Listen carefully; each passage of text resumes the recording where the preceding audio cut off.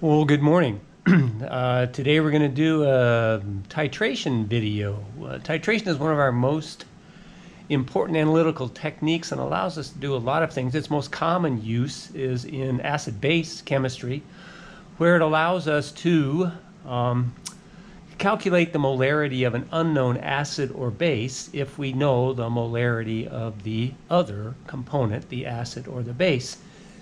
Here is the way that this titration is sort of set up. This shows a specialized piece of glassware, a burette, which is graduated in very, very fine units. The individual numbers indicate milliliters, and the hash marks in between tenths of a milliliter. It's filled with a known molarity solution of sodium hydroxide, in this case 0.10.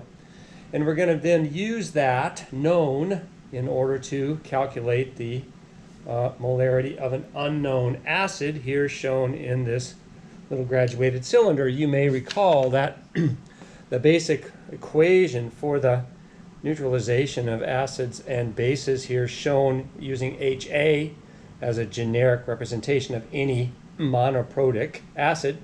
Sodium hydroxide here, our most common laboratory base, and then the products, a salt, which I've indicated here as NaA, where A is the anion from the acid, and water. Note then that this equation is balanced and that the stoichiometric then coefficients are all 1. And what of course this means is that the moles of NaOH added to exactly neutralize the acid is going to result in a one-to-one relationship with the moles of that acid. The trick is to figure out a way to identify when the neutralization of the acid is complete. And to do that, we're going to use another one of our indicator solutions. In this case, an indicator solution called phenolphthalein, which is colorless in acidic solutions, but turns a brilliant pink in basic solutions. So the steps are kind of as follows. Now we're going to use a known amount of acid. It doesn't really matter how much it is as we know exactly the amount. Here in the graduated cylinder, I'm showing 12.5 milliliters of acid. I'm going to put it into our special Erlenmeyer flask. I'm going to write down then that 12.5 as our volume of acid. And then we're going to add 1 or 2 drops of indicator solution to the acid. And sure enough, as I told you, phenolphthalein is colorless in an acidic solution, and so you really can't see anything in that flask except for the acid and the phenolphthalein in its colorless condition.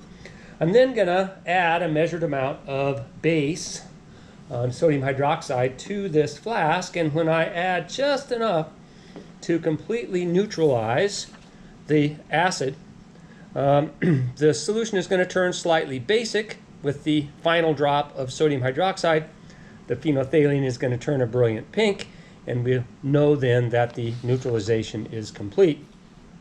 In order to do that, I have to read the burette, the starting amount here, and I'll use this white piece of paper to sort of help me see. I'm starting with 12.6 milliliters of sodium hydroxide, and so I write down my beginning volume, 12.6 milliliters. And then I begin to just add that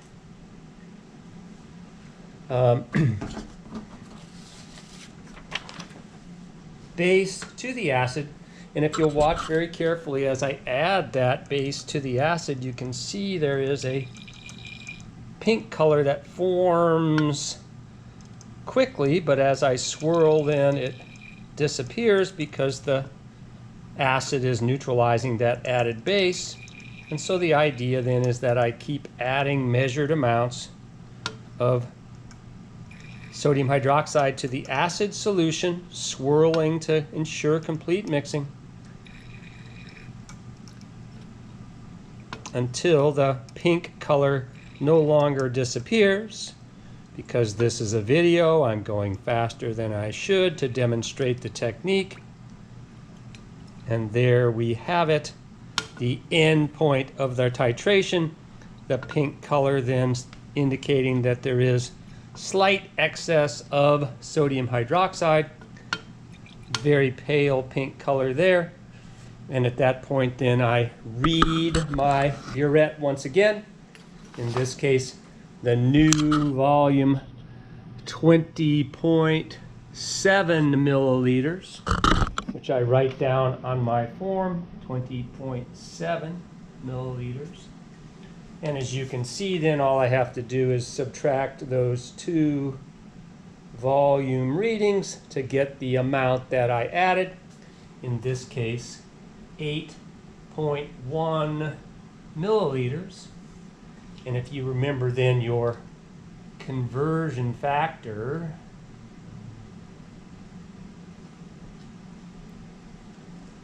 between milliliters and liters, this works out to be about 0.0081 liters. Our calculation for molarity then based on liters rather than milliliters.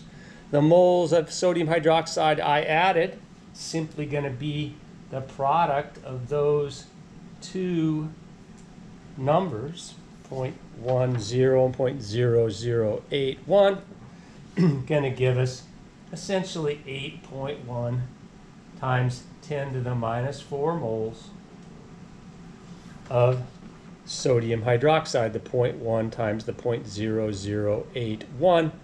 I'm moving back and forth between scientific notation and decimal notation, obviously. So then the final calculation then is based on our known volume of acid, the 12.5 milliliters we started with, and the fact that the moles of sodium hydroxide have to be equal to the moles of the acid. We simply put in our 8.1 times 10 to the minus 4 moles divided by the 0.0125 liters of acid. And then if we do a quick division, we can see that the molarity of the unknown acid is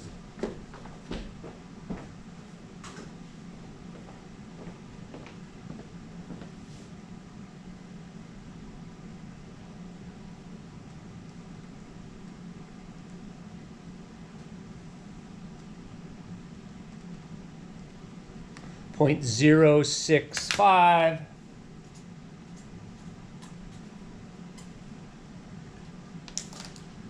And that there demonstrates how we use the balanced chemical equation and the known chemical reaction and reaction stoichiometry to get at the molarity of an unknown.